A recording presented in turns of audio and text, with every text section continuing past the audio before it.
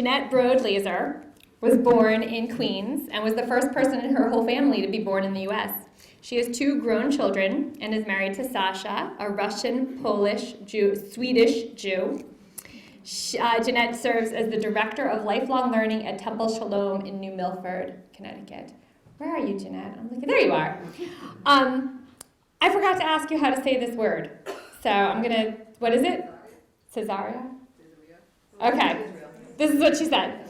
Jeanette said that if she could escape from Connecticut, she'd go to a beach, preferably in Israel, either Caesarea,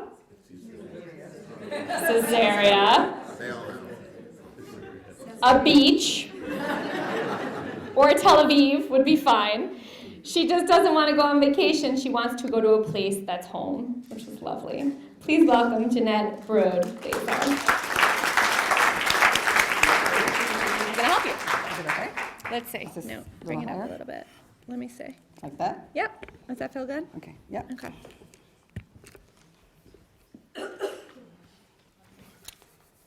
There's a suitcase that stood in my parents' master bedroom bathroom during my childhood. It's a small pink bathroom. It's my father's bathroom. We don't go in there very much. But you can see the suitcase from almost anywhere in their bedroom. It's tan and it's old, and it has brown leather strips around the edges, and a small key dangles from a string on the handle. I'm 9 years old, and it's a hot summer's day, and I'm playing outside in the street, and I hear my mother's voice calling me to come inside. And there must have been something in her tone, because I listen, and I go inside. I figure maybe I'm in trouble. And she takes me to the room that we call the guest room in our house. And you can't get there unless you walk through either my brother's bedroom or my bedroom. It's probably the most private place in our house. And we sit on the brown couch, and she tells me, there are things you cannot ask your father. You cannot ask him about the suitcase. You cannot ask him why, when we're gathered in my parents' bedroom in the evenings, we have to leave the room when he's going to bed. And when my brother and I are called back, there are newspapers spread out on his side of the bed. And you cannot ask about the thick woolen socks that sometimes hang in the laundry room to dry. And while my mother has my attention, she shares a little bit more of her story.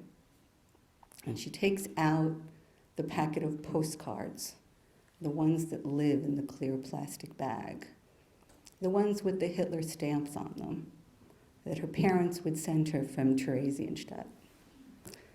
And the postcards look a little bit like Mad Libs. You can only fill in the blanks. And she shows me the spot where her mother usually signs her name.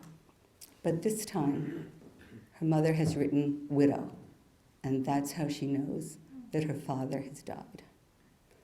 My mother is 16 when the schools in Germany are closed to Jews. And she answers an ad in the newspaper, and she goes to Berlin to study to become a nurse. And she spends the war years in the Jewish hospital in Berlin. Yes, there is a Jewish hospital in Berlin. I took my children there when they were 10 and 12 years old, and we walked those corridors where the Nazi officials would make selections for the next Jews to go on the transports to Theresienstadt. My mother tells me that she was young during the war, that you had to live life to the fullest because you never knew what was going to happen next. And she tells me stories about how she would sneak out of the hospital compound. She would take off the Jewish star that was pinned to the sleeve of her coat, the one that is supposed to be sewn on. And she would go to the restaurant to get a haircut, or best of all, to go have coffee and cake with whipped cream in one of the local cafes. And her stories are always tinged with humor and a sense of the absurd. Like the time they went out into the streets of war-torn Berlin and they found a cow. and they took the cow to the hospital operating room. And you can imagine what happened next. You can ask my mother anything, but you cannot ask my father.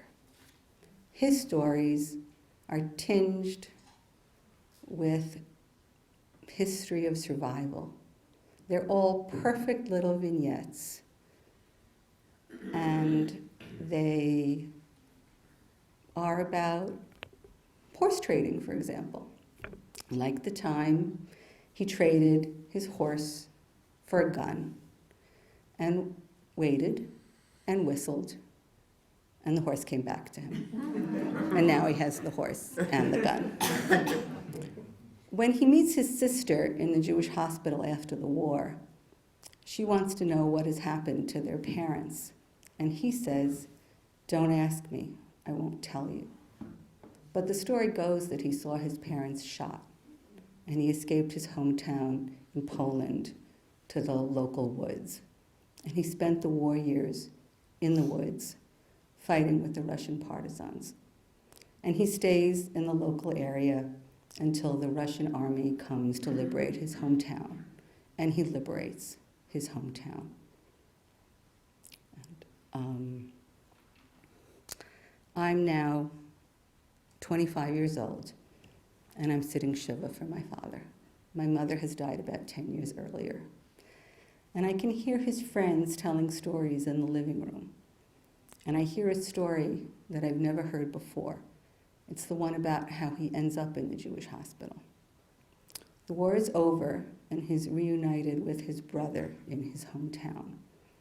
And someone they know comes out of the woods and shoots his brother dead, and shoots my father in the leg.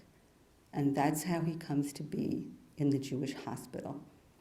That leg, his left leg, is amputated below the knee. And that's also how he meets my mother. She's his nurse. Shiva's over, and it has fallen to me to clear out my parents' home.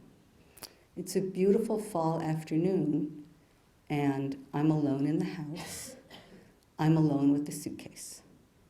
And I have to throw out the suitcase. And it's not very heavy. I take it outside, and I lean it up against the garbage cans in the side of the driveway. And I have to decide if I'm going to look inside. And I can tell you that I'm pretty sure I looked, but I'm not actually completely sure. But I know what's in the suitcase because my mother told me on that summer afternoon when I was 9 years old. But you don't know what's in the suitcase, and I thought you might be curious, so I will tell you. Inside the suitcase is a prosthetic leg. It's the extra one in case something happens to the one that my father wears every day. And I can tell you that I only saw that suitcase moved once in my life. Someone drives my father home, and someone hands him the suitcase in the back seat of the car. And a few minutes later, he gets out of the car, he closes the door, and he walks toward us with grace and dignity and a smile. That was my dad, my hero. Thank you.